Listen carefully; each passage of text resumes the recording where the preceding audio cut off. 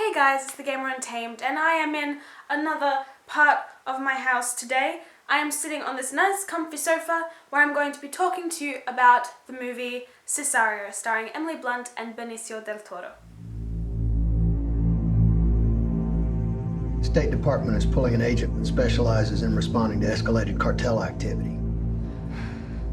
This is not my department. Critically acclaimed for his abduction thriller Prisoners, Canadian film director Denis Villeneuve creates this realistic representation of the asymmetric war between the United States government and the Mexican drug cartels. In this enthralling drug crime thriller, Emily Blunt plays moralistic FBI SWAT agent Kate Mesa, who is selected by specific disclosed government officials to aid a joint task force to investigate and eradicate an anonymous drug lord within Juarez. Denis Villeneuve's depiction of this incredibly captivating world legitimately had me sitting on the edge of my seat for the entirety of the film. From actor to writer, Taylor Sheridan, formerly known for his acting prowess in Sons of Anarchy, has brought this authentic representation of the tensions and constrictions between the United States government and the Mexican drug cartels to the screen. This is his first script, people.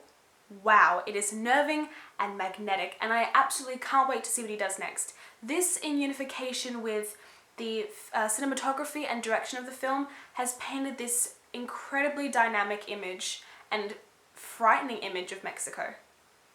Known for his Golden Globe award-winning score for The Theory of Everything, Johan Johansson provided the soundtrack for Sicario, depicting this haunting and menacing, impending sense of doom over the entirety of the film.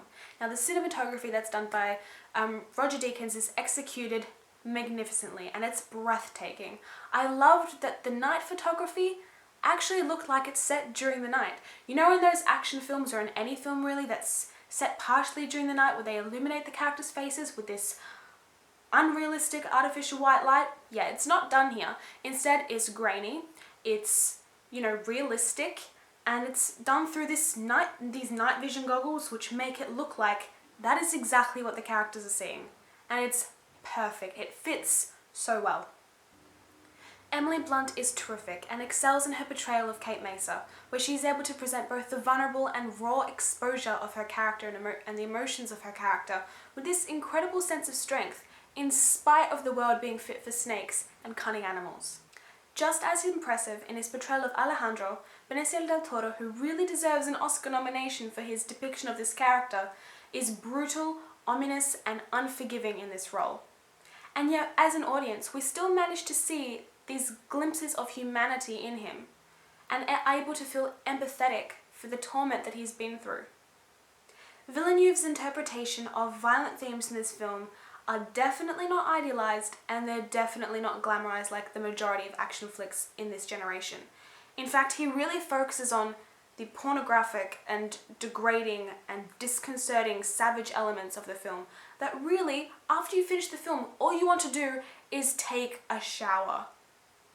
Like, you feel disgusting because of how raw and how uncomfortable it is to sit and watch what is being experienced by these characters. Like, all I wanted to do at the end is sit in an ice bath because how gross I felt. There's a scene in the film where Emily Blunt's character washes off all the blood from her hair and her face, and you feel like that because the world is grimy and it is uncomfortable to watch. One thing I really wasn't sure about with this film is how climactic it is throughout the entirety of the narrative. There is so many moments where it just keeps peaking and peaking and peaking that it doesn't let up. I know that the film is incredibly confronting and it's not meant to have any light moments, really. But because it's climactic and at this state of high fervency throughout the entirety of the film, you feel really kind of disillusioned by the end when you realize that nothing extraordinary has actually happened, because you've been so intense through the entire film. But what I really love about the film is the moralistic undertones that really underpin the film. And I think that in this film, they don't glorify any of the violent actions that happen. They don't put anything on a pedestal. They show the consequences of the actions that are not meant to be praised, which I really loved. Evocatively poetic, confronting, and visually breathtaking.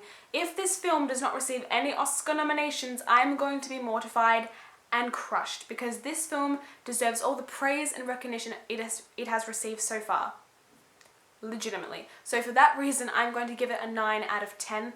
I loved this film, although it was intense and didn't light up. It is an incredibly captivating film and is one of the best action films that I've seen all year.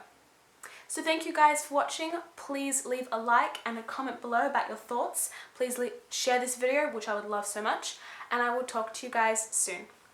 Bye!